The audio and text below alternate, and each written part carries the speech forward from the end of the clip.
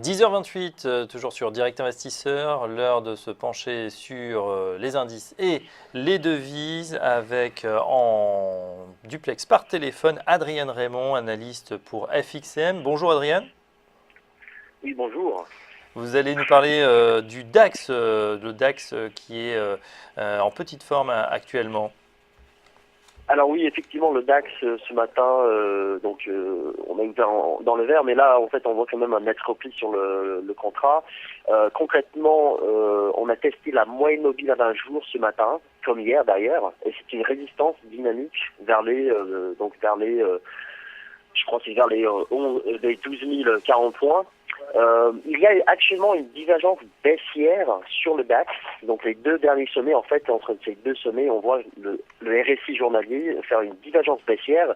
Et dans cette situation, en fait, je ne serais pas surpris de voir le DAX continuer soit à consolider à plat, donc en range pour les échéances qui viennent, des incertitudes notamment en Grèce, mais le risque de retournement grandit sur ce marché parce qu'avec une telle divergence, si le DAX revient vers les 11 620 points, c'est le support journalier, on pourrait peut-être voir une cassure et donc un signal de baisse pour entamer justement une correction baissière sur cet indice ce printemps.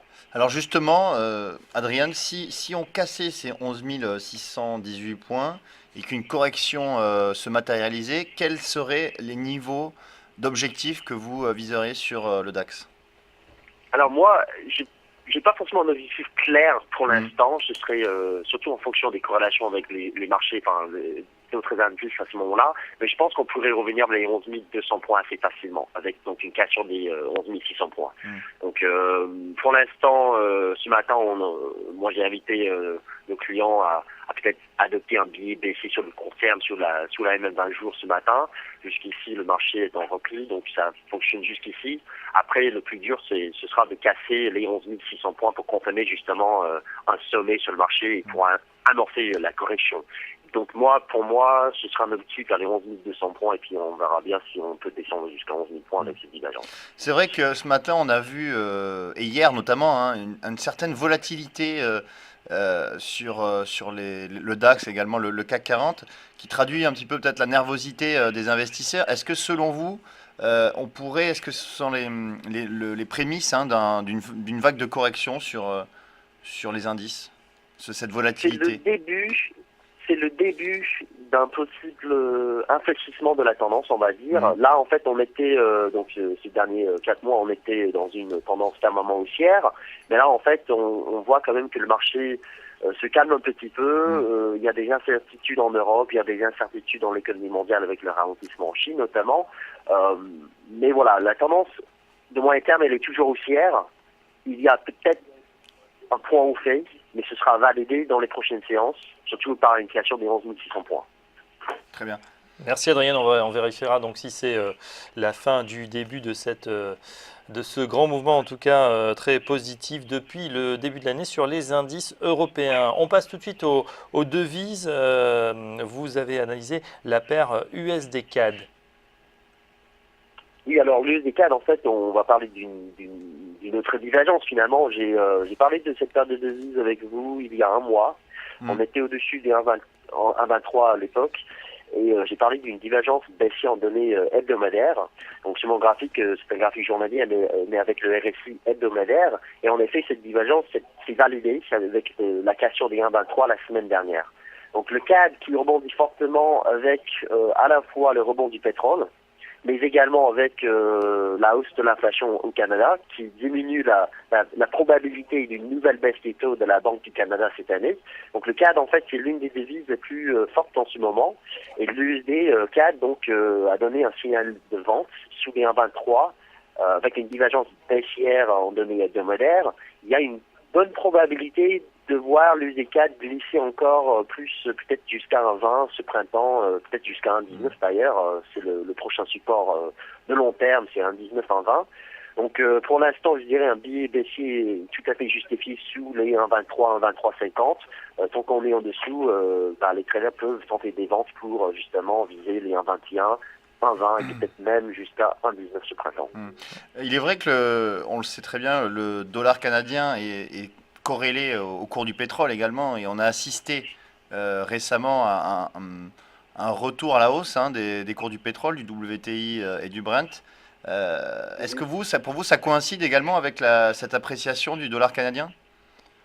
Oui, oui, oui. En fait, c'est très lié justement à l'appréciation du dollar canadien, mais également pas mal d'autres devises qui sont corrélées au pétrole, par exemple la couronne norvégienne également, qui regarde ce petit peu de terrain. Donc oui, c'est tout à fait lié au pétrole, mais au Canada également, il y avait donc la semaine dernière, il y a eu un rebond de l'inflation, c'était l'indice des prêts à la consommation qui est ressorti supérieur aux attentes pour, je crois que c'était le mois de mars.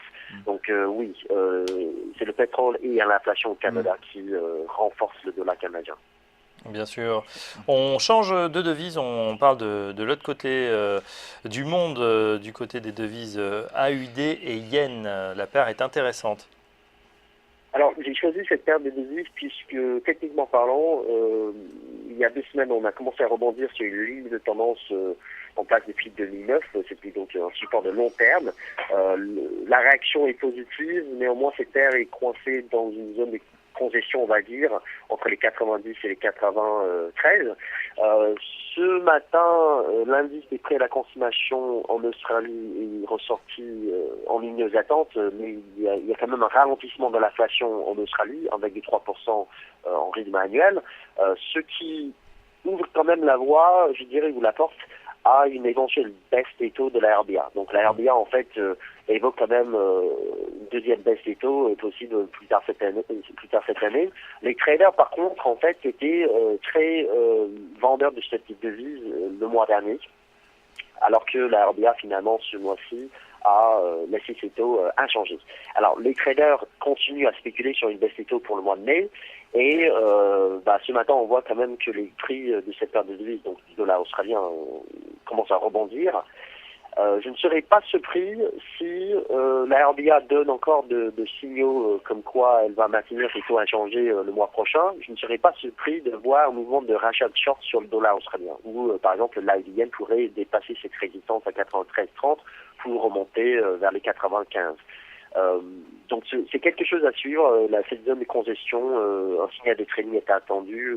Je pense qu'on pourrait casser à la hausse, mais je ne suis pas forcément sûr et certain des perspectives à la hausse pour l'instant. Très bien, Adrien. Écoutez, on suivra dans cette paire AUD-Yen. Je rappelle, Adrien Raymond, que vous êtes analyste stratégique chez FXCM, le courtier spécialiste des devises. Et on vous retrouve en duplex tous les mercredis en direct sur Direct Investisseur. Merci, très bonne journée. Tout de suite, un nouvel intervenant, c'est Benoît Rousseau qu'on va retrouver pour le CAC et le DAX. À tout de suite.